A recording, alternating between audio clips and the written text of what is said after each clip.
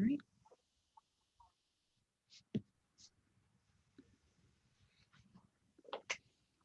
Buenos días, hola, and gracias for joining us today. My name is Stephanie Muñoz. Pronouns are she, hers, ella.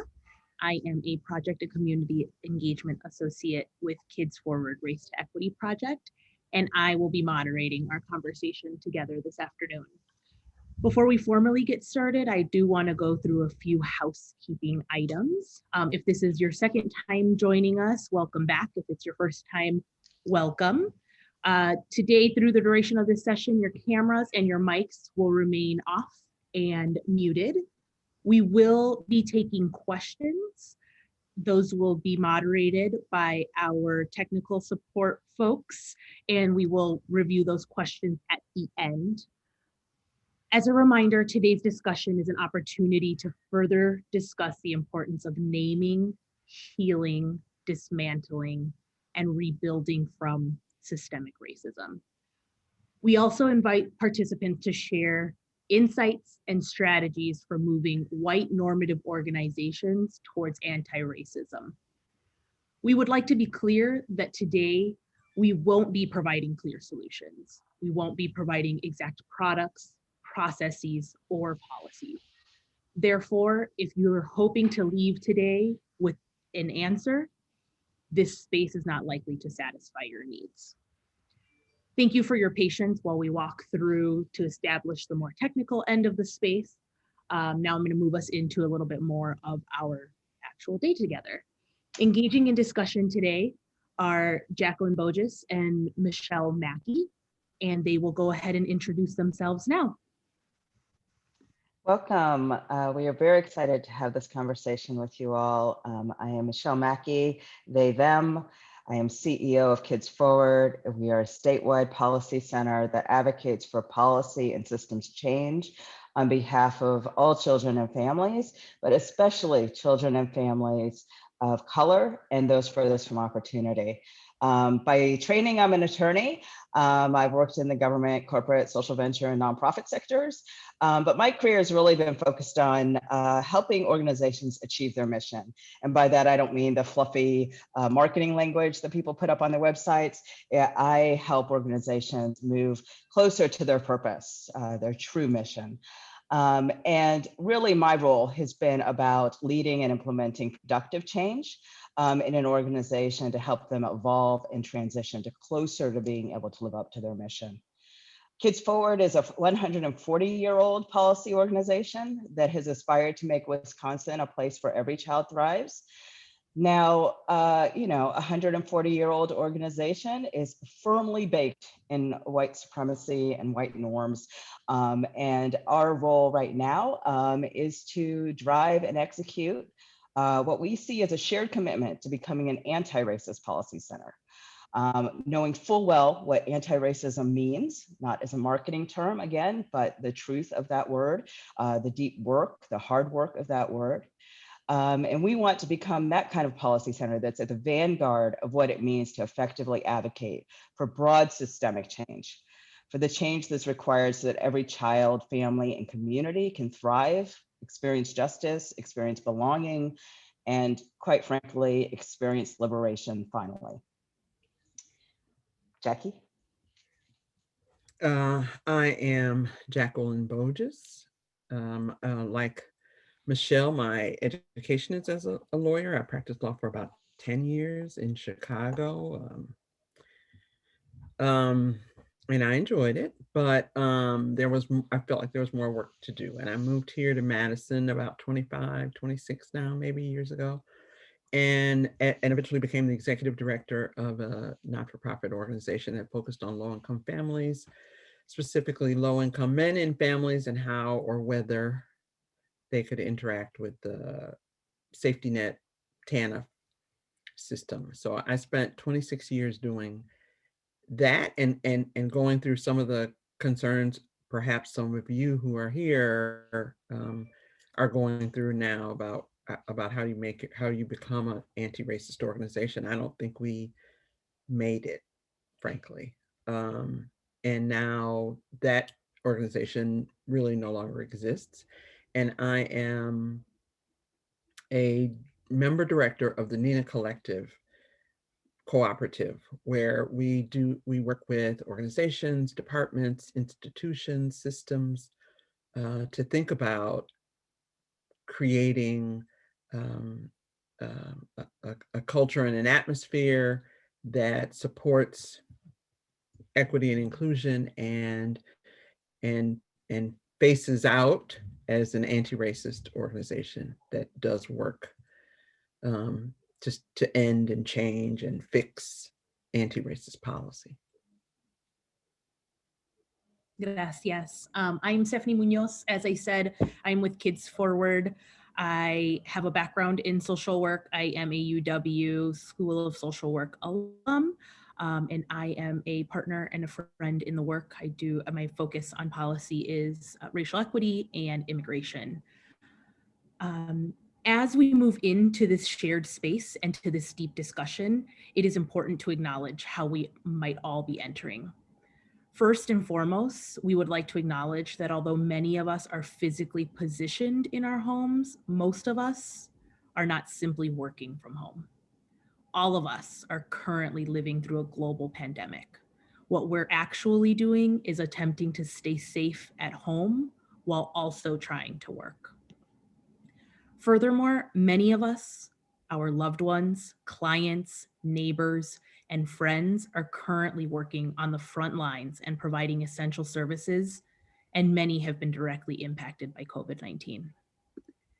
In addition to the implications of COVID-19, we have the distinct responsibility of learning our role in one of the greatest reckonings with race and racism our nation has ever experienced.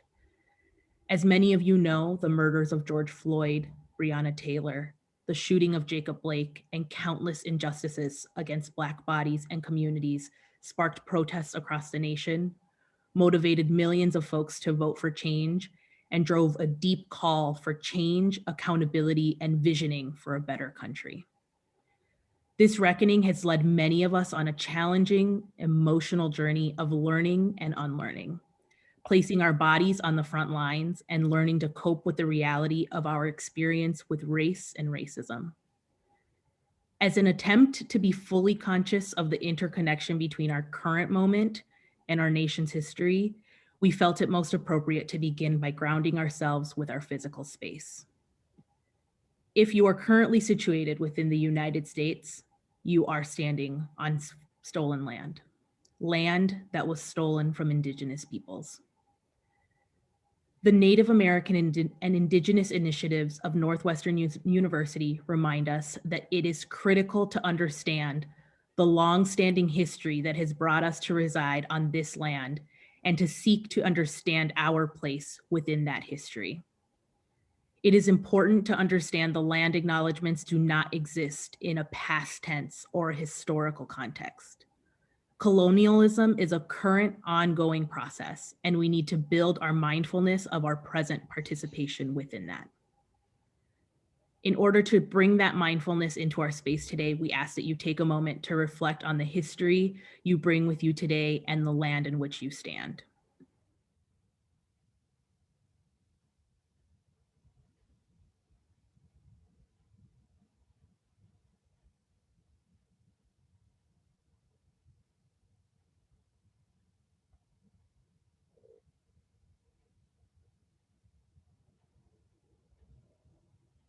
Gracias.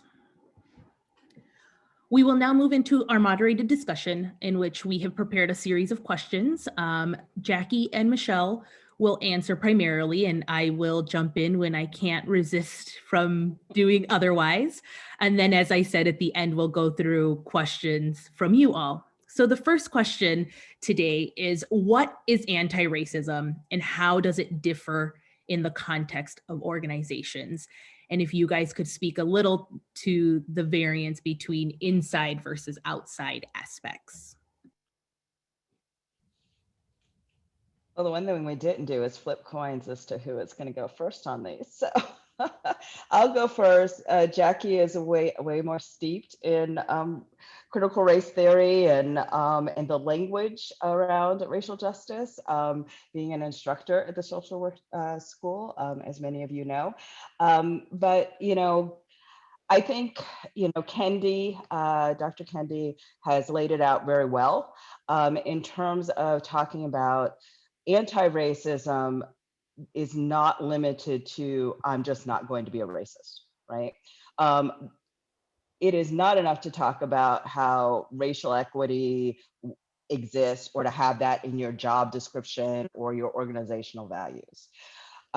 Being actively anti-racist is about action. It is not about your intentions or your attitudes or the books you've read or what you talk about. It's about first acknowledging actively that racism exists, that we are swimming in a society based on racism and colonialism and theft and genocide.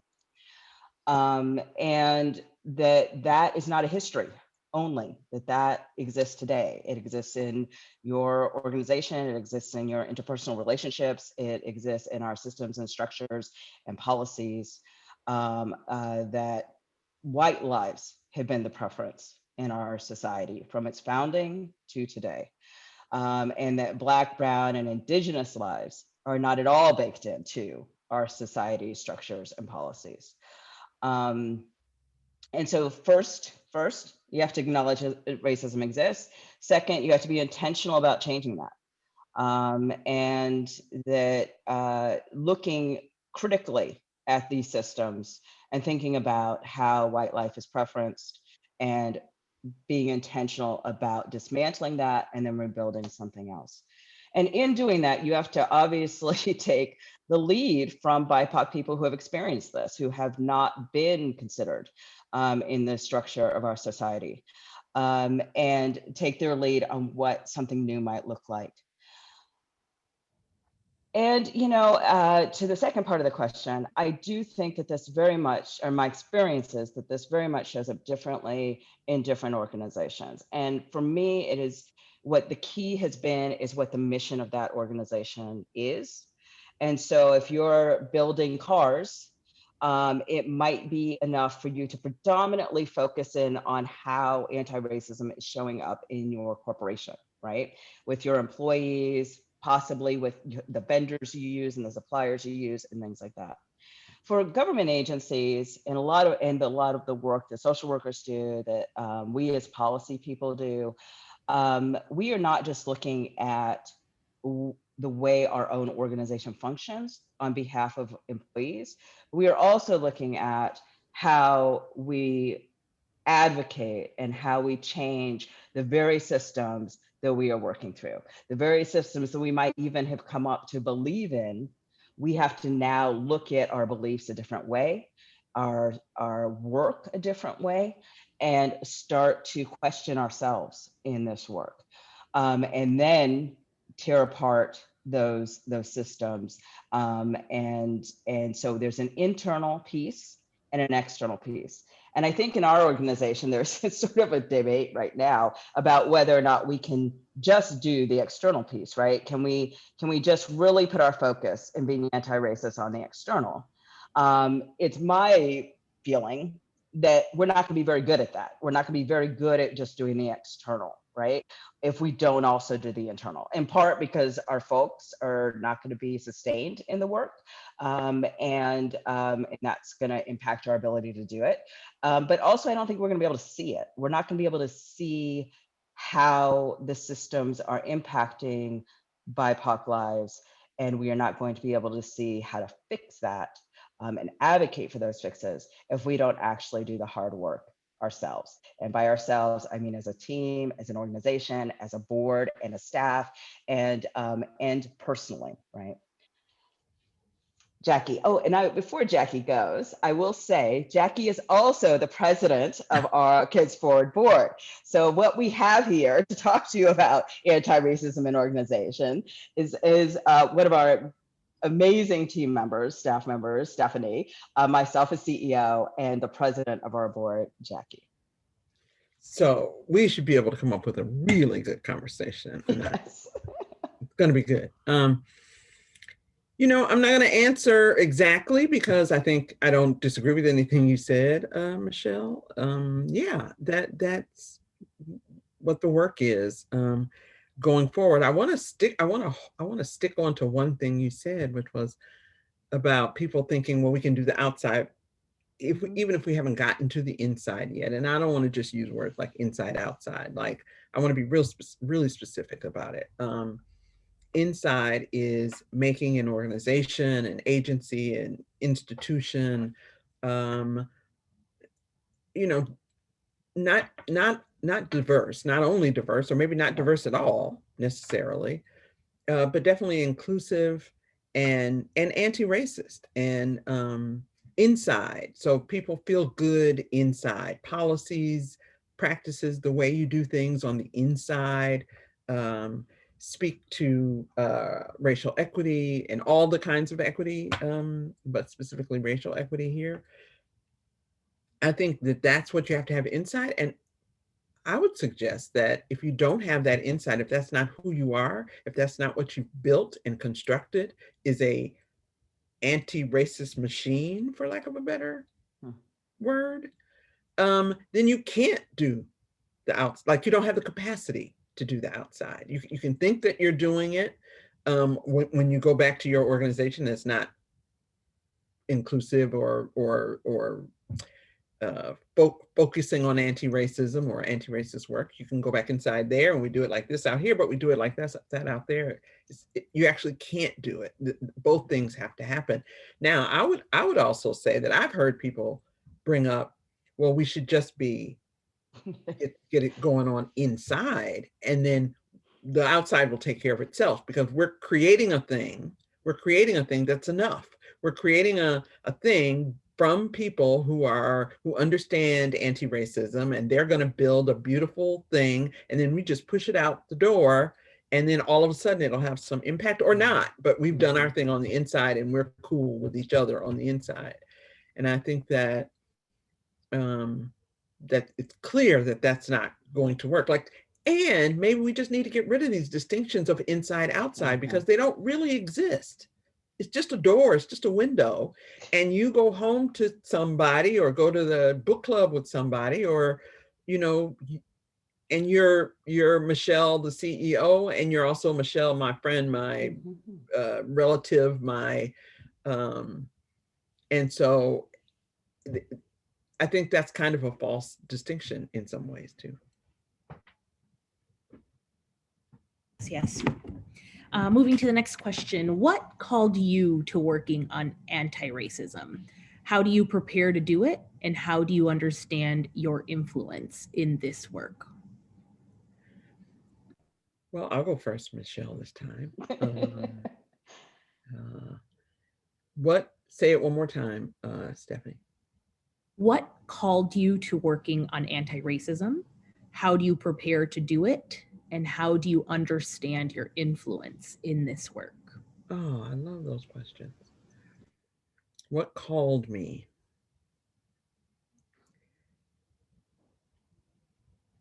I don't think I was ever that child who didn't know about that and then learned about it and said, hey, I want to do that. I remember my friend in law school asked me what I wanted to do, and I said poverty law. You know, I was 20, whatever I was, and, you know, sky's the limit. And so that kind of meant that I was looking at people around me, near me. So I guess the answer to that question, I don't think I was called. I think it's a thing that I started to feel myself doing. Not when I had people over for dinner, when I was talking to my family, when I was talking to my mother. So I wasn't doing work as such the way it looks now, but I was just, I don't know. There's a conversation in my head and I wanted to get out. And so that's sort of me doing the work. What was the second part of the question? How did you prepare to do the work, and how do you understand your influence in the work? You know, okay, so now I remember the whole thing. I did prepare to do the work. I read a lot. And I mean, I didn't make career preparations, like I want to do this and then I want to do that. I didn't make those kinds of preparations, but I prepared myself to be able to spread the word, interact with people who were doing the work, be able to interact and talk with them. I prepared myself in that way. And I'm not going to just say, and it's important to say, it's not just, well, oh, that seems interesting. Sure, Jackie, you just like doing it. I think what I want to say is we all have to prepare ourselves to do the work that way. Mm-hmm. Not only in that sort of professional way, or that this is, on my 5-year vision board, I want to be that thing someday. That's good too. I feel like my daughter now is kind of preparing herself professionally to do the work. But I think there's also a thing about preparing by learning, and preparing by thinking, and preparing by talking with people. So I think I'm clear that that's how I prepared myself to do the work. There was no point, except one time I did a great paper in an African-American history class when I was in undergrad, which was almost 50 years ago. And my teacher gave me an A+. But other than that, I never made it a study or a professional thing. It just was, I prepared myself by reading and thinking and learning more. And what do I understand as my influence? Is that the question? Correct. I guess this is a difficult one for me. I think, I teach social work students most semesters once a week, and once or twice or 3 times a week. And I understand my influence there as providing an atmosphere for collaboration and talking together and learning together. And that people feel willing to do that because they feel the atmosphere to be a place where we can talk and learn together. So I think that's one impact of mine. I think the other is there's something about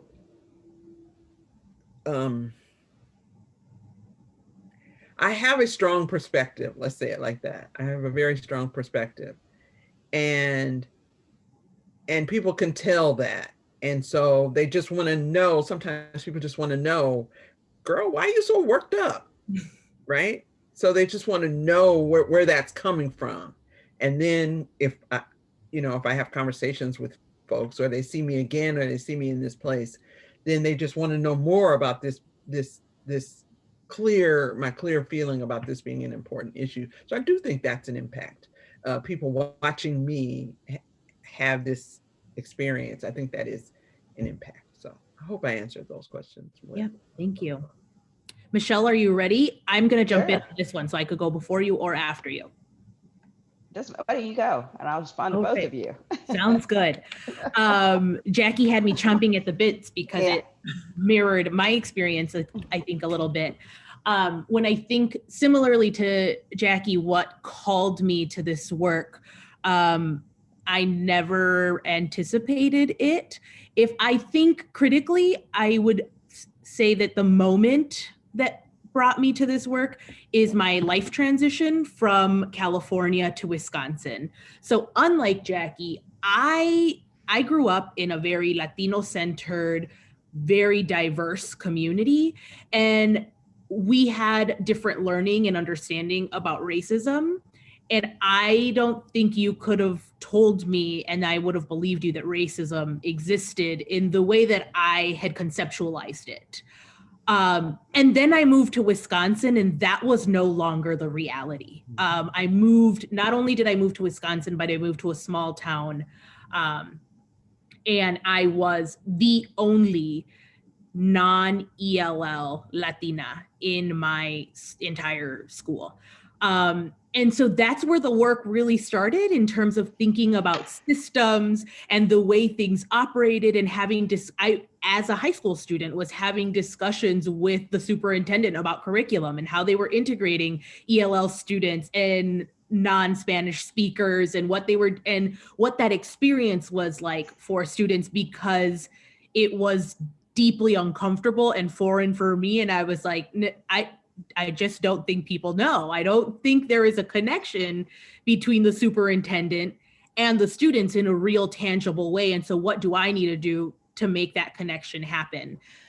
And then it carried over, and my career goal was to be a social worker. I wanted to work in the community, particularly within the context of Madison, seeing what I had never seen before, in that Latinos here, folks that did not speak English, did not have access to the world and to systems in the way that I was lucky enough to have when I was in need of services and systems and engaging with the world. And so I wanted to take my understanding of the culture and the language and connect it to this interest that I had in working alongside folks in community. And so I went on my merry way, and I was doing all the things to be an everyday case manager, social worker. That was all I had on the brain. And when I look back, I think similar to Jackie, in my undergrad, my graduate thesis was around policies and around systems, and doing a deep dive on how we can shift the Dane County human service system to better serve families. And now that I speak with professors, they're like, oh yeah, you always had this policy, big picture lens, but I wouldn't have understood it as such as I was moving through it. And in terms of the preparation for the work, similar to Jackie, there's no like set course or field that I felt prepared me to do anti-racism work in the way that I do it. Lots of learning and engaging. And I think for me, one thing that if I can share with folks around how to prepare to do this work has been the deep personal work of being able to position myself in a way to be open to very difficult topics, things that be open to things that don't have a solution and don't have an answer, be open to working towards something that I might not see the end result of, which is vastly different than my world as a social worker. In social work, I got the consistent gratification and satisfaction personally in seeing my clients placed in a home, seeing my clients placed in a job, seeing families reunited. That piece of seeing the end result of your work does not happen in this work. And it takes deep personal work at the front end and throughout as you continue to do it. Like, what is it that I'm doing and what am I doing it for? That ability to look and internally and to reflect. And how I understand my influence in the work. I mean, I am at an amazing organization in which I see myself as having a high level of influence on our internal and external, even though Jackie has challenged us to erase that narrative. I understand myself as having a deep influence and being able to say, hey, this is what I think we should be talking about out in the outside world, and these are the policies that are affecting folks in community. And hey, this is happening in the workspace, and this is my perspective on that. So in terms of the formal work in that sense, that's how I understand my influence. But for me, also very importantly, I'm a mother. I'm a mother of a young baby growing up in this world. And so that is probably what feels the most important and influential for me in terms of raising her up in a world where she can imagine in different ways than I did. Thank you. So I think we all have, these like formative alignments. Mine's a little different, which Jackie and Stephanie are very aware of because I talk about it all the time. So I have a subculture in addition to being Black, and my mother's family is Afro-Cuban. So and that is, I grew up in the Army all over the world. And it, different people have different experiences of that. I was very embedded. My family was very embedded in Army life. And I'm sort of the fourth generation or third generation of military folks. And so for me, it's really baked in to fight injustice and oppression. And I know that our armed forces aren't always on the side of good, but it is that culture is about trying to do good and trying to fight oppression and injustice. And so So I think from a little one, I spent my formative years in Germany, in Cold War Germany, and we lived in a small little German town, and for a while, they're the only Black family in this little bitty town. And so from the beginning, I guess I conceived of it as a fight, and a fight not just for myself and my family, but for others, because then another Black family came to town. And so, really found it to be just a responsibility and an obligation that I have just carried with me my entire life. And into, as I mentioned, I've been in corporate space, I've been in all kinds of different spaces, but I've always found that this exists, right? Like there are these opportunities to have courage and to speak out.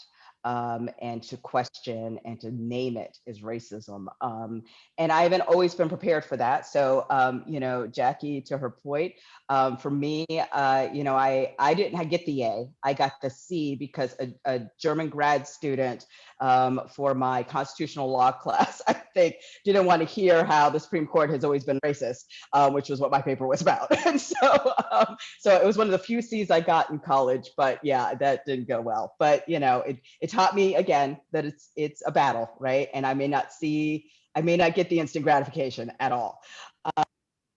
So I think I have had to learn. I've had to read the books. I've had to learn the language. I've had to translate from military world and law enforcement world and legal world into languages that other people would understand. Other industries, people with different perspectives would understand. And I think for me, it's been very much a continuous improvement process. I spent a lot of time at COWS, the Center on Wisconsin Strategy, and their sort of theory of change, one aspect of it is that, you learn some stuff and then you go in community and you do it and you see where you've not really learned anything, right? And then you come back and you learn some more stuff. And that's sort of how I have done it. And so I always take advantage of opportunities to talk to different people, to read the thing, to catch up. I don't know, when I first came to Kids Forward, we were all talking about racial equity and trying to embed that in, right? And now we're at this place where we're like, yeah, it's not enough. Like, we're not stopping in the middle of that spectrum and we're moving forward. And so now there's a whole bunch more things that we have to all learn together. And in terms of the influence in this work, and I think 2020 for me, like probably a lot of people watching us and for us, was really a defining time in terms of seeing that my role could be even more than it has been. And so I've always been fairly outspoken, but also being in those kinds of industries, you learn how to be diplomatic about it. You learn how to walk the nuance, you learn how to meet people where they're at and then get them to this goal that they may in fact not really want, right? And I imagine social workers learn that too. You learn how to talk to somebody where they're at, see where their potential could be, and move them along. And that's a great skill and it has its place. There is also a need in this work for people who will stand up, take the risk, and say it just flat out. This is racist. This needs to be done this way in order to include everybody. And I think that's particularly true when you are leading something, when you have that authoritative designation, when you're given a title that comes with responsibility as well as the power to do something. And so for me, I really think that I have this skill set in terms of being able to talk to people where they're at and to get them to feel comfortable in hearing hard things. And I will continue to use that, but I won't stop there. I will take that to the next step, and then everybody else can come all around them and help them to understand what I've just said. But I really think more and more leaders in Dane County and Madison and Wisconsin and the nation, that's one of the things we saw both in 2020 and probably the 4 years that preceded it, was that lack of leadership, that lack of moral and ethical leadership in terms of who we are as a country, who we are as a community, and challenging each other to do it better and to be more than what we have been. And so, I think I've conceived of it. I've experienced it as a battle of of myself, in my life. And I'm not afraid to continue in that role, although I know people don't always like that kind of, warrior kind of language. But there's a place for all of us in this fight. It will take all of us in this fight. And so that is a role that I am suited for and will continue to play. Yes. In recognizing that the work of anti-racism is extremely challenging, in what ways do you prioritize caring for yourself in order to stay healthy, happy, and whole for the work? So Stephanie has spoken to everybody about how she feels fully empowered in Kids Forward to talk about when things are not going quite right, as in our internal world. And so this she knows full well I'm terrible at. The very same upbringing, training, culture that has enabled me to take risk and has enabled me to stand up against oppression and injustice and all of those things has also dictated that I completely sacrifice myself in that process. And so, and be willing to sacrifice myself. So I am terrible at this. I challenge myself all the time because it is also a very bad role model to be that way. And I have learned a lot from my social worker friends. So social workers in the audience, continue to hold your boundaries, continue to talk about how you hold your boundaries, because that is so important, not just for the folks that you work with, but in modeling that for them, but for modeling that for so many other professions that don't do that very well. So I have learned, to even say that that's okay. And I always wanted that, in my worlds, that is very important for your team because you need them to be sustained, but it's not necessarily important for the leader, right? Or at least that's what you think. And so I've learned from social worker friends. I've definitely learned from a new generation of activists and advocates. I think at a certain generations would look at the new folks in the work and they running around and talking about self-care and boundaries and all of these things, and we're like, and I know, so I'm sort of in between the generations, right? And so the boomers and the new folks. And so I was like, yeah, that's what we always wanted. I'm so glad they're saying this. This is what we wanted. And I have taken that lesson and I have run with it. And so, we heard from a BLM founder at the beginning of this event and, naming it, saying, we are going to care for ourselves. We are going to be sustainable in this work. And then what I love are the strategies, like tagging in and tagging out. Saying, I'm up front right now and I'm going to, be in this aspect of the work for now. And then saying, you know what, I need a break from the intensity of this aspect of the work. And so I'm going to step back a little bit. I'm going to do something else. And somebody tags in and picks that up. And then I think something coming out of both that movement and the pandemic, which is this concept of grace. And granting ourselves grace, granting our individual, persons grace, personhood, humanity grace. That concept I have definitely latched on to. I've leaned into. I'm asking for it all the time, and I love that it is a shorthand now for saying I am human. You are human. Let's see each other as humans and not hold ourselves to these crazy norms that, you know, probably aren't reflective of most of our cultures. And even if they're reflective of your culture, it's probably not very healthy for you. And so, so I think that, you know, I've had these strategies to start just the very beginnings of being able to be healthy and happy and whole in the work. I think that I really love what you said, Michele, about this being such an important way for us to learn about prioritizing, seeing, feeling, knowing humanity, right? Hearing people talk about what they need for their bodies and their minds. It reminds us about humanity. I think that's one of the best parts of it. Having said that, and going off a little bit of your generational thing, yeah, I'm of the generation when I graduated from law school, which is why I didn't practice law school in a fancy dancy place, because when I graduated, you know, this was the time when you had to stay 20 hours in the office and everybody was sitting to wait to see who would leave first so that you could be the one to leave last. And when you show up at 5:45, you're going to be upset because somebody's already there.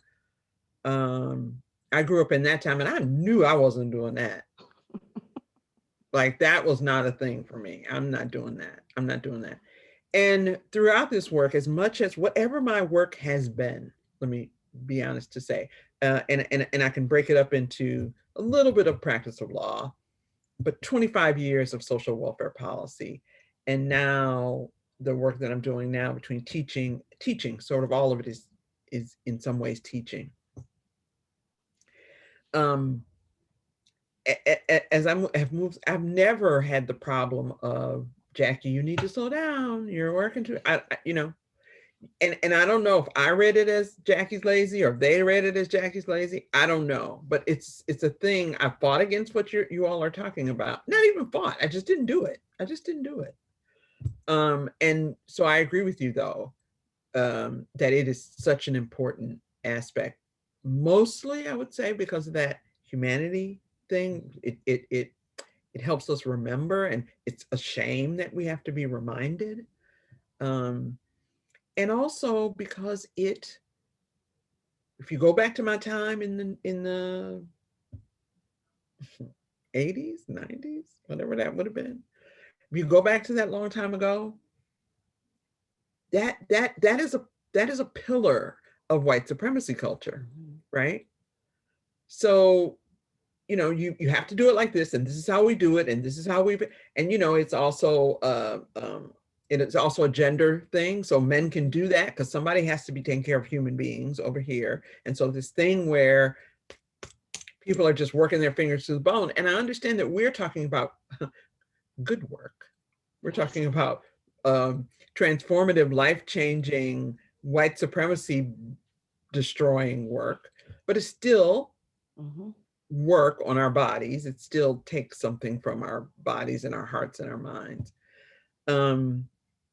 So I think it's wonderful that we're starting to be mindful of that, because partly because we need to stay safe and stay ready to go in there another day, partly for that reason. But I think also partly to say, we don't have to do it like this. We don't have to do it in this way where you make the last million. You know, I just need one more million. How else will I buy the city of whatever if I can't get that one more million? And so I think there are two sort of reasons that don't necessarily have anything to do with each other that calls for this kind of slowing down and understanding and recognizing and reminding ourselves about our humanity, is that it keeps us safe and healthy as human beings, and we're available for the other human beings in our lives when we're safe and healthy in that way. But then also it is a counter, and it is working against racism. It is a counter to this narrative that says that this is how you have to be if you really are not being lazy. And as a person who worked with the safety net system, everybody was being lazy who didn't get 4 jobs and 12 of these things and all of those kinds of things. And so I don't do it. I mean, I don't have any problem with relaxing, and I don't even need anybody to help me relax. I can just go home and relax. So I believe in it, but I just think it's more powerful sometimes than I think about. And I also think that this is a clear opportunity around equity. Equity being everybody's not going to get the same thing, right? Everybody doesn't need the same thing. Everybody's not going to get the same thing. And so right after George Floyd's brutal killing, I'm a former criminal, law enforcement person. So I know that I can't say murder because that's not going to be how it works out in the courts. But, right after that, the day after, and I had largely not been able to, watch all of the story unfold. I had all this work and I was keeping up with what was happening, but I wasn't able to really, delve in the way many people did. But I had enough, and my phone was blowing up still the next day, and I had to turn around and talk to another leader, a CEO of a financial institution, a white woman, and I remember, I pulled my hair back to be all professional, white norm it, right? Because I had this leadership role, and this was a finance organization and stuff. And so I showed up that day, and I'm watching my phone to the side the way you do, and people are just like, it's just blowing up, and I'm already feeling a thing, right? And nowhere in that moment did I give myself permission to feel what that day was, what that week was gonna be, what that month was gonna be, and the summer was gonna be, as a Black person, right? A Black person with Black men that are very close to me that I love, right? And fearing for them all the time, fearing for myself all the time, sometimes when I'm out and about. And I put it on. I put on my white normativeness that I can do. And I spoke to that person, and they didn't mention it, and I didn't mention it. And the closest we got is I asked them what they were doing for the return, preparing to return back to the office, because at that time we thought we were going to do that sort of thing. And I remember this person saying, well, we're doing surveys, all this stuff, and we're asking what people need. But if you're a receptionist, then we need a receptionist, and you're going to have to come to work. And I remember thinking that receptionist is probably a BIPOC person or a low income person, and probably doesn't have all kinds of privilege to be able to manage that situation in a way or make choices about that situation in a way that will keep them healthy. So that was sort of the closest we got to thinking about race and how it shows up in the world and how we deal all the time. And I think I'm telling a story here because I think it's also our saying what you said. I'm just not going to do it anymore. I'm not going to go in that world. I'm not going to do that thing. And I'm going to call out how that thing is not okay. And it's not a fault of my character that it's not okay. It is a fault of our system that we dehumanize people. Yeah. And we do that often on race or socioeconomic basis or language or immigration status or sexual orientation or gender, right? We do that. We other each other so that we can dehumanize each other. This is classic military stuff. That's how you manage to get people to kill each other. We do that as a society. We have baked that into our society and to our expectations of what professionalism is and what, being good at your job is. So thank you, Jackie, for way long ago saying I'm not going to do this anymore. That's great. That's a great lesson in the self-care section. Yeah.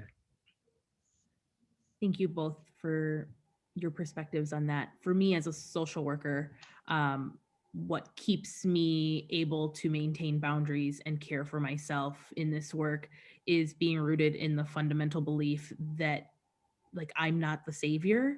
I think that that's a challenge of the social work profession. And I, early on in my career, understood that that was not my role. My clients, the folks that I was working alongside, were thriving in their lives and surviving without me. And so that meant that I didn't need to work until midnight, and I didn't have to have my phone on, because I was working with some of the most brilliant, most resourceful folks that there were. And they were going to figure it out without me. So I could walk away. And that's how I attack the work, right? Like, the work, things are going to keep moving without me. I am a part of it and I have a role to play within it, but things will continue to happen without my existence for a number of hours, days, weeks, whatever it might be. So Michele, you provided a perfect transition for our next question, which is, what does anti-racism mean for a social worker, personally and within the profession, especially when we think about the code of ethics for social workers? And when we consider the fact that the existence of any of the roles of social workers for us in our profession is rooted in racism. Yeah, and definitely Jackie's gonna have way more to say about this, being a professor in the social work department. But I think one of the key things you started with, which is we're not saving any, we'll barely be able to save ourselves in our lives, much less save other people. And to enter into the work that way does you a disservice, but more importantly, does the people you're working with in solidarity with to help them to have a better life or to help the system dismantle itself. It does them a huge disservice, because people are resourceful, people are bringing a lot with them, and you're there just to partner with them and to be in solidarity with them. It's just, like your family, where you don't take over your brother's life, you assist your brother and you're there to support when they want your support. And so I think that's a key aspect that you tapped into. Another thing I think is having your professional standards and being very, very clear about those.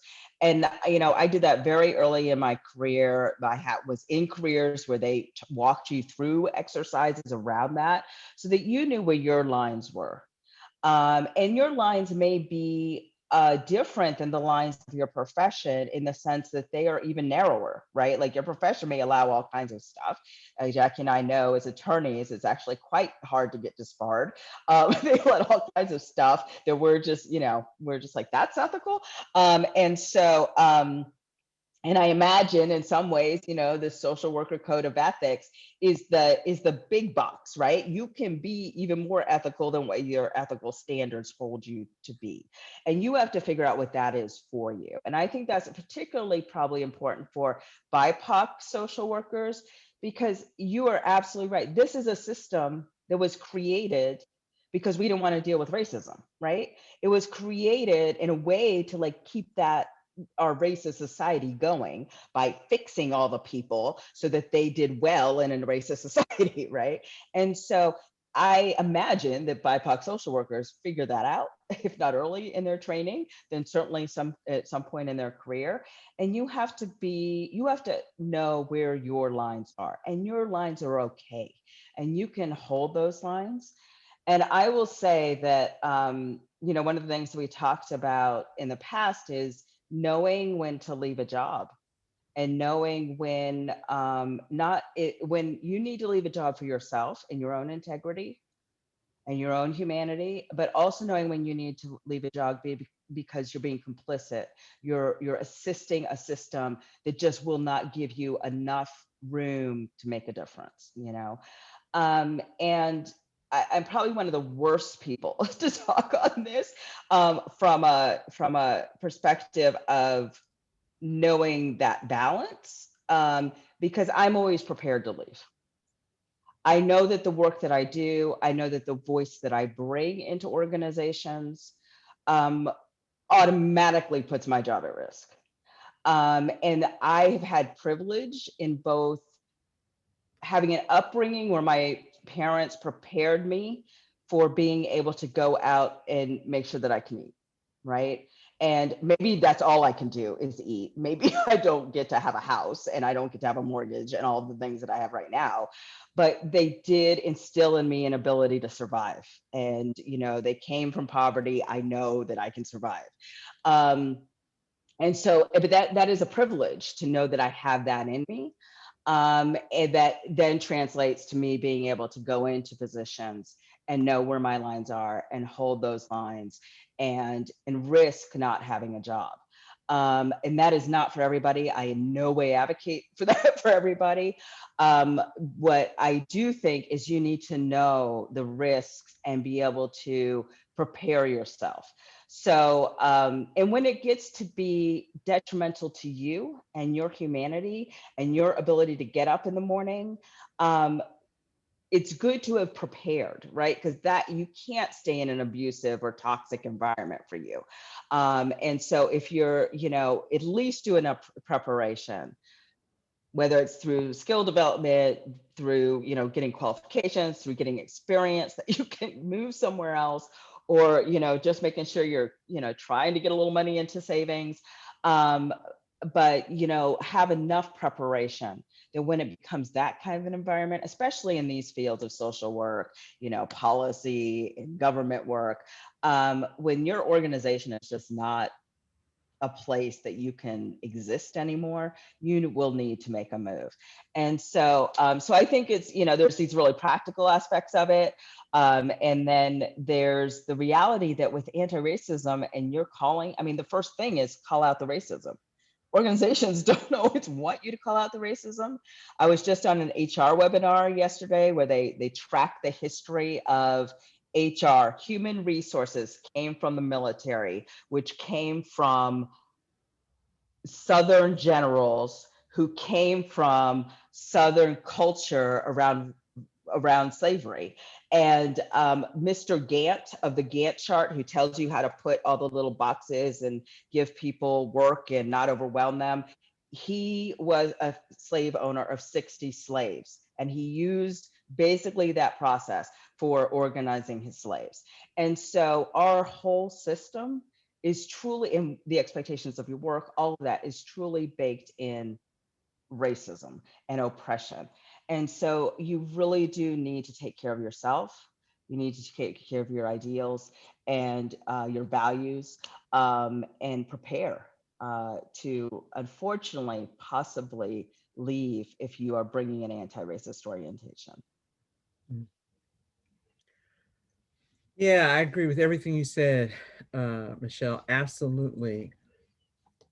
What's baked in, what we have to be maneuvering around as we move through our lives. I have that was one of the things that came to me as I started. I don't know. I've been teaching at the School of Social Work off and on for about 10 years, and now this time pretty regularly since maybe 2017, 16, I don't remember. But thinking about this sort of, it's there and what, you know, what it's baked in, what are we going to do? And so the first thing I did was I went and looked at the social work code of ethics. Like, I'm not a social worker, so what am I supposed to be talking to people about what they're doing, right? Or what they're supposed to be doing. And it started a long time ago where they just said, you know, take care of groups and make sure they're comfortable. Those are the wrong words, but, you know, group, and by groups, you know, it was a euphemism for groups, probably Catholics and, you know, whatever the ethnicity, religion, race, take care of groups, be good to them. And I followed the changes in the social work code of ethics across time. And I hit on the most recent one, and it's there. It says, you know, you're there to advocate for and be a social justice advocate for folks based on race, gender, sexual orientation, gender identity, all, you know, able-bodiedness, all of those good things. So now it's here. We're here. The Code of Ethics asks us to be here. You can read those terms as saying be anti-racist, be anti-oppression, certainly. So it's here. So now this is what we're supposed to do. I think the problem comes in when, what does that look like to do that? What does it look like to be anti-oppressive? Of course, this is the point of our conversation. So what does that actually look like? And I present that part to my students about, this is what you're supposed to be doing now. So how are we going to do it? And the thing that I have caught upon that makes sense to me, and I'm not sure if it makes sense to everyone or to every student that I've talked to or to everybody, but the one that came to me with such clarity around how do we do this as social workers is knowing. I always tell my students, knowing and understanding, because sometimes you teach these things in a classroom and people think that you mean, okay, now you know this thing about how slavery worked. So next time you go talk to your client, say, let's talk more about slavery and how bad it was, or let's, and they mean that very sincerely and are working hard to do the right thing. Or let's say more, tell me more about what it was like when your son was caught by the police, and and you can understand, they want to know, they want to be a part of it, they want to be trusted. That's a good thing. They want to put themselves in a position to do that social justice work. I need to know. So the work is knowing. So you need to know, and you can find out without asking your clients. Knowing, and when I say knowing, I mean knowing the historical context of the lives of the folks you're working with today in the 21st century. What is the historical context of their lives? Not just what you saw this thing happen and he didn't go to school yesterday, and so now I have to talk to you about not going to school. Know the historical context of people's lives, how they got there to that room they're in that you're talking to them in. What was the journey? So knowing, and what's going on around them in their community, in their church, in their legislature, at their ballot box, know what's going on in their lives. And then the understanding part is understanding how they fit into that, all those things that are going on. Understanding what it must be like to be a person who's connected to that knowledge, a person who has experienced, who has had the experience that proves that knowledge, that makes that real. So you don't have to be in the same room with a person to learn to know and understand the social and historical context of their inequitable treatment, the social and historical context of the racism that they experience. I don't know, I'm going to say it, every day. Not so much on these days when you get to stay in the house. But other than that, every day. So that's the way I try to talk to social workers about that, is just know and understand, and then internalize that knowledge and that understanding into yourself, and then go about doing your work, and then figure out whether you want to stick around because you've internalized this. Now it's you. And so is that you who's been transformed by that knowledge and understanding, available to stick around? But you have to build that stuff in, I think. Stephanie, you and I've talked about this a little bit, but I've definitely, most of my career has been jobs where I'm working myself out of a job. Like I go in to work myself. I want to fix it to the point they don't need me, right? And to some degree, that's even this role for me. I mean, I'm not going to be your 20-year CEO, right? So for you, as a social worker, you've said that in similar language, I think, to me, that it's about working yourself out of a profession, like not having to have this profession necessarily anymore in the world. So what are your immediate thoughts about, your current thoughts about that? Have you changed your mind? Or okay. Yeah. No, I mean, as I said earlier, it's how are you holding the foundation of your work and what you're doing and why you're doing it and how you're doing it. And for me, if I was still in a social work capacity in terms of doing that day-to-day case management work, when I was doing that work, it was truly addressing at a larger perspective other than this interaction right now, me and this person. What am I doing actively and what am I engaging in that will end this? Because this needs to end. And the way that I'm doing it, as much as I can hold dignity and respect and all of those things for this person in front of me, what I'm engaging in needs to end. And so that's what has shifted me into the policy world. And that's a hard concept to grapple with in the day-to-day work of being a social worker, right? Because there is passion for what you're doing and love for what you're doing, and it brings joy and it's fulfilling in so many ways, while actively finding ways to dismantle the entire system. So thank you for asking on my perspective on that. I want to be mindful of time. We're at 1:05 and we do want to leave room for questions. So maybe I think maybe our audience will have some of the questions that we already have on here. So yeah, maybe we go open up to questions, and if they don't have anything, we can go on. Or if they don't ask them, maybe we'll have time. So. Absolutely.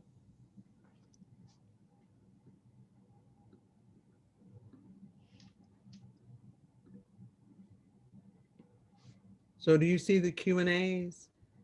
Yes. All right. Someone asks, do you agree that anti-racist work is limited to systemic oppression that is race-based, and anti-oppression really asks us to look at oppression that is racial and also based on sex, gender, socioeconomic status, immigration status, ability, and disability? So do you agree that anti-racist work is limited to systemic oppression that is race-based? Oh, I see. That is race-based. Anti-racist work is limited to oppression that is race-based. I mean, that is what that's the focus, that's the job. Definitely, anti-racist work is limited to systemic expression that is race-based. Yes, I do agree with that. And anti-oppression, now I'm reading again, and anti-oppression really asks us to look at oppression that is racial and also based on sex, gender, socioeconomic status, immigration status, ability, and disability. Those are absolutely definitional things there. Oppression is broader than race, certainly. There's class, gender, class, as you say, immigration status, ability, disability, sexual orientation, gender identity, gender expression. There are lots of ways that are actual oppression. And so I think you put that well. I one of you may want to say more about that, but I do think that that's right. Yeah. All right. What have you found helps social service agencies shift from simply talking the talk of anti-racism to acting and making meaningful changes, particularly around honoring and protecting BIPOC employees? Yeah, so I think that an organization has to be very intentional. Like, you need a shared commitment across the organization. I mean, by across the organization, I mean the highest level of leadership. So, it's not just enough to have it. Sometimes it ground swells from staff, which is but you need leadership to agree and be committed to that. And if you know, in an executive director capacity, a CEO capacity, you need your governing or board or organization to also be committed to that. And if you're in a government agency, it's the same thing. Like that needs to be the commitment from the top all the way down.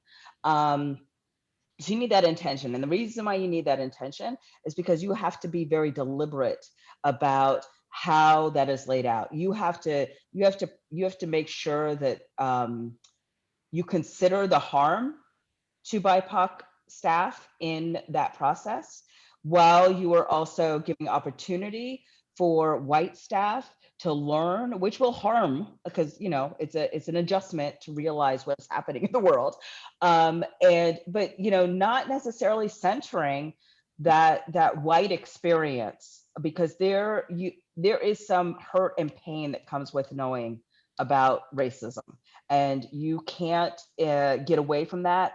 BIPOC folks haven't been able to get away from that, and if you're going to do this work, you're going to have to experience that. But you have to create a system that allows for that to happen, and realize that you cannot change it on a dime. And I think the biggest thing that I've realized, in addition to making sure that all levels are fully committed, is you have to invest in it. And so I say this I think Jackie knows this, but as the president of my organization is sitting here, but you have to invest in it. And by invest, I mean money, because nobody necessarily pays for this work.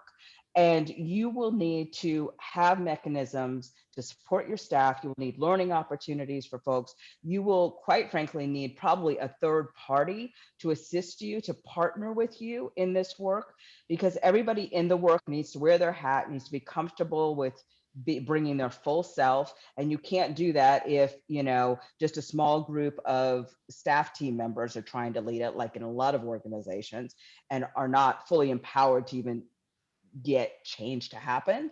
And you can't do it if you are the leader, and you also need to wear that leader hat. That's not fair to the staff team. So you have to invest in this work, and you have to finally realize that this group of people that have come together in an organization may never see it. You may never see the day. You never may feel fully belonging and fully inclusive and fully equitable in the organization. That it is a pretty long journey. I did some case study research once, and it was 30 years just for people to start to see that equity was embedded. And they weren't even trying to be anti-racist. They were just trying to get racial equity embedded. And so, I think those are, you have to be committed for the long term, and work together and consistently build up the team, and let people know when they're coming into the organization that that's what you're about and that's what you are doing. Jackie, what have you seen? Because you've been with a lot of organizations these days. Yeah, and I agree with everything you said. And the other thing I would add is, and I think you've heard me say this before, Michele. Mm-hmm. We often set up this dichotomy: you're either reading about it or you're doing about it. Mm-hmm. And I've been in many situations where people say, when are we going to stop doing all of this reading and talking? You're either talking about it or you're doing about it. And I would just suggest that we do not throw away the talk. I think that the problem is not talking, but that the problem is not talking for real. The problem is not getting to the heart of the matter. The talking is not coming from people's insides, that we just say the words. I've been in those meetings where you just say the word. Now you say this thing, and then you say this thing, and then when are we going to get what is the diversity? Should we get our the job description? And we really need to get, because did you hear that the guy down the block, the guy in the office around the corner, he doesn't like being here because of this reason and him. And these are conversations. But the work about, well, what are we trying to do? These questions we asked earlier. What is anti-racism? What is inclusion and equity inside, and anti-racism inside an organization? What does that look like? And everybody who's in the room has to, even though it's going to be uncomfortable, talk about, feel about, know about what that means. And so that talk is, I'm sorry, maybe I'm just old. 95% of the job is the talk. The doing is going to be easy. One of the doing things is to talk to people different. I mean, the doing might get, some legislator to change, 3 words in a piece of legislation, but that's not going to get us anti-racist policy. That's not going to take us where we're trying to go. So figuring out what it is we really want and talking with each other deeply and going all the way down about it, I think that's what does it. Thank you guys so much. There are so many wonderful questions. I think we can have a full 2-day conference on our own about all this stuff, especially with the knowledge and experience that Jackie and Michele bring. So instead of addressing one of the questions that have been brought, I'm going to bring us back to our questions that we formed, and we have 15 minutes left. So we're again going back to the beginning. You're not going to walk away with like the formula for taking this into your own organization. And it takes a lot of work and research and further connecting and understanding. But if we can try to tackle the question, how does an organization become anti-racist? What are some of the key attributes, greatest challenges, and how do you handle the barriers? So, I'll give some of the things I've already been saying, which is you gotta have some BIPOC folks. I mean, I know Jackie said, maybe you're not a diverse organization, or maybe you're not a diverse organization, but you got to figure out a way to have BIPOC folks engage and, come up with solutions, help you identify what is happening in your organization. Because we won't see everything. We are also steeped in the norms, but those are the voices that have not existed in the space. And so that, I think that is absolutely critical. You got to find a way to do that. You have to not go it alone. And, I just mentioned, bringing in third parties. And really vetting those folks, everybody's doing anti-racism work, now, or equity work now, but, really think about who you are, what your organization is like, what you need in a partner to challenge you and push you, to the next phase. I think that you need courage. You need courage at a lot of the levels of the organization. And this is beyond champions, right? Like you really need leadership and leaders to stand up and say it and take a risk and try to pull things together.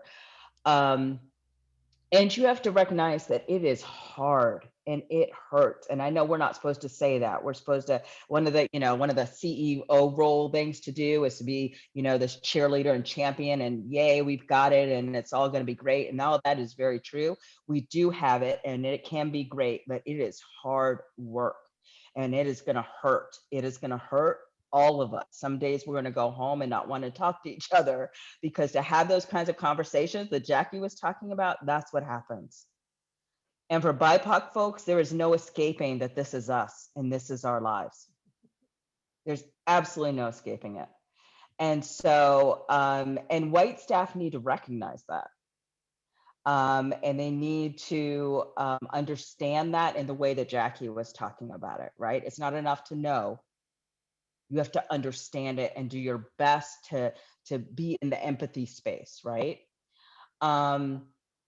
And you have to realize that it's going to be isolating. It's going to be isolating for individuals in their roles. It's going to be isolating for the organization. Because if you really are about anti-racism, that is going to be very different, probably, than most of the organizations in your industry. And then, it's going to be risky. And Jackie has beautiful stories about this that I've heard over the many years that I've known her about, you know, you are putting your organization at risk in a lot of ways. You're putting your job at risk in a lot of ways. There are, right now, everybody's really excited and everybody's, you know, got their black badges on the Twitter or whatever they're doing. And, you know, even if they don't really believe that, it's at least something you can hold them accountable to. You know, funders are all like, let's do this thing now.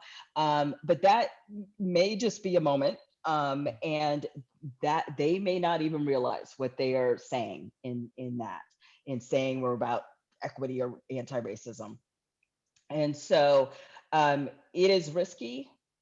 You have to understand that it is risky, and you have to be willing to fight for it. All of that, and I would add too also that you have to know what you mean by anti-racism, and everybody has to agree. Everybody in an organization has to agree what you mean by anti-racism, because some people can say they started a process and then they're at the end and they're anti-racist, and right, so you have to know what you mean. And it feels like there should be an objective idea of what that is. You brought up Ibram Kendi, who gives us a definition. He just says, this is what it means. No confusion here. This is what it means. And that a policy is anti-racist if it supports or it supports equitable outcomes for outcomes for folks, and it's racist if it doesn't, or if it exacerbates the ones that are already there. So just boom. Now, maybe that's not a broad enough, more detailed enough definition, but it's a place to start. An organization that's anti-racist, I think he would say, is one that supports and advocates for anti-racist policies. He makes it very clear, uses the same words over and over. And anti-racist is working against policies and practices and ideas that suggest white supremacy, that suggest white people are better than everybody else. So figuring out how to be an anti-racist organization, you have to have that conversation at the beginning. You can't put a bunch of people in the room saying, let's be an anti-racist organization. Okay, let's do that. And you go off and do your thing because that's what you think anti-racism is, and you go off and do your thing. You have to come to an agreement in the room, in the time, in the space. What do we mean when we say that? So now we can do it together. We can use a Google Doc and work on it together because we were both looking for the same thing. So I think and this just backs up my point about you have to talk. And sometimes you come in the room and say, hey, let's talk about anti-racism. And people say, are we talking again? Well, yeah, we are going to talk about this thing. And what is white supremacy? And what do these terms mean? Because we're going to keep using them as we go. And if you have a different definition, we're just going at cross purposes. And one day you're right, the whole thing is going to fall and we're going to stop doing it. And HR is going to say we don't have any more money because it's not a real thing. It's not a real thing. So some of that is coming to agreement on what you mean. And those are the ones where you were talking about, I think, Michele, where sometimes folks in the room feel uncomfortable. Yeah. I mean, and I frankly think that white folks feel uncomfortable. Am I guilty? Did I do this wrong? Why are you calling me guilty? That kind of thing. But I also think sometimes Black and brown BIPOC folks feel bad when that's happening because it's just another litany of how horrible their lives have been since 1619 and slightly before. So I just think figuring out how to have that conversation and keep everybody staying in the room is very important.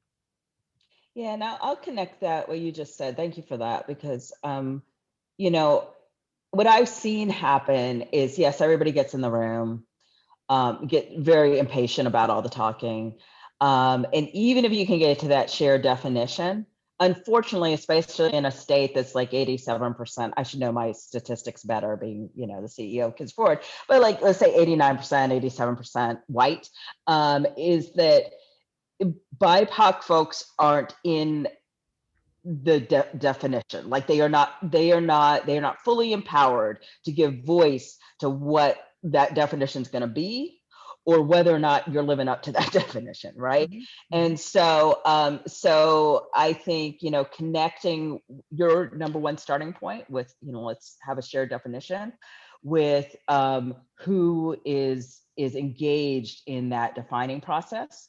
And if you don't have those folks, if you are the not diverse organization, then making sure that you get that voice in there. And the other thing I'll say on, BIPOC folks is something that, I've sort of touched on a little bit today, which is, we have our own respectability politics, our own ways that we have completely embedded in ourselves white normativeness, right? And so we have to confront that. It is not enough for us to have our affinity groups in these organizations and give voice and everything if our voice is really just a slightly browner or a slightly blacker version of white norm, right? Like that doesn't get us there either. That does not get us to liberation. And so I think watching that out for that as well in organizations in this work is really important. Thank you so much. We've got 6 minutes left. So I'm going to give one more question. And again, I know there's so many wonderful questions. Before we move into that question, I just want to say to folks, gracias for being here. Enjoy your second session in the closing panel today. Hopefully you have had those figured out and situated and you know where you're going next. And lastly, please be sure to complete the evaluation that will be sent to you via email in a few days. And so the last question, folks in a variety of ways are wondering about tools,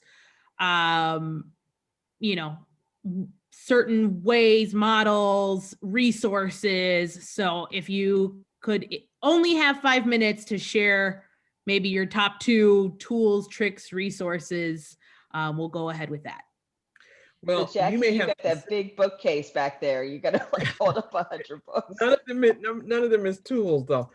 But if you have something more specific, I'll just say this one sentence, which is figure out what you want to do before you go find the tools. Because the tools have to match the thing you're trying to do. And this is what happens is people just say, give me a tool, and it doesn't, and they don't have any kind of commitment, they don't have any plans, they don't have any vision or values or decision making, and they just pull a tool or a person or a group like mine, like Nina. Figure out who you are a little bit closer to who you are, what you're trying to find out, what you're trying to know, and then access those tools. But there are a lot of racial equity tools, Michele. Maybe you know more. Yeah. So, actually, I was just going to do a caution with what's left. Don't even rely on the tools. So I was never going to I did a lot of consulting in my life. I was never going to make the millions of dollars that are possible in consulting because I believe that you had to go in and tailor your efforts to the organization. Every organization is different. I don't care if you are, the most bureaucratic bureaucracy there is. I mean, in state government, you are going to be different than another bureaucratic bureaucracy in state government. And so, I will say, and what, everybody wants the checklist. Everybody wants to click to things. Resist that temptation. Not that those checklists aren't helpful to get you started. Not that the assessments aren't helpful, but do not rely on that. That will cause you to not actually deal with the issues, to not actually have the genuine conversation. And so there is a piece that I think is quite well done. It's called Equity in the Center. And it's Awake to Woke to Work, building a race equity culture, and it's from Equity in the Center. So if you Google Equity in the Center, that organization, I'm pretty sure that website also has connections to a whole bunch of other stuff. GARE, G-A-R-E, does a lot of work with government agencies. Nina Collective is amazing. I don't think I have a conflict in saying that, even though Jackie's on my board, and are very good about knowing that others are in this work, right? They don't have to do all the consulting, and they will point you maybe in other directions. They're very good about that. And so, so thank you everyone for joining us today. And I'll let Stephanie maybe actually do whatever closeout that she might want to all her social worker colleagues. Yeah, I was not anticipating 2 minutes. So instead of centering myself and any closing, you know, I think I've said what I need to say to you all today. There was a Black woman who wanted to hear from you two specifically about advice on how to do this work while also maintaining her job, right? So any last words that you might have?